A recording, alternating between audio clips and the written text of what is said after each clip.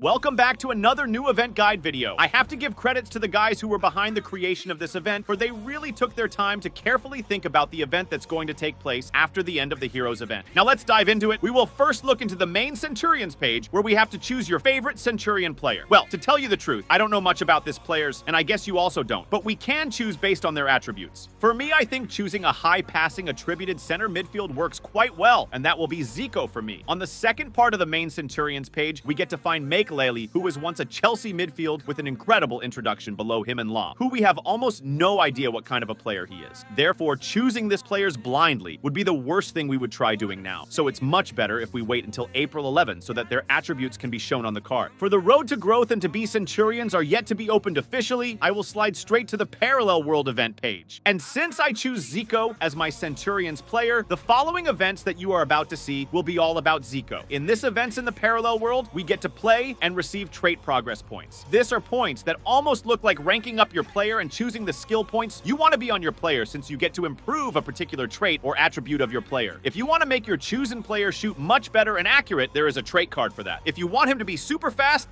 there is also a trait card for that. Now let's see how you can get the trait cards. There are only 3 trait cards. That's the speed card, the passing card, and the shooting card. To get this trait cards, play the training events daily and reach 100 progress points to get all of them. They all come together, but they come in variables. But since you want to unpack your free high shooting attribute Zico pack, and you will need at least 100 shooting trait cards. To save you from the luxury of time, you can exchange your other trait cards that you don't need to get the shooting trait cards in the ratio of 2 to 1. This means for every card that you will need to exchange, you will need at least 2 if you want a shooting trait card. For every 1 shooting trait card, you will need either 2 passing trait cards or 2 speed trait card to get 1 shooting trait card. And finally, if you acquire at least 100 specific trait cards and purchase the purchasing pack for 5 times, you can now unpack your free high attributed player pack.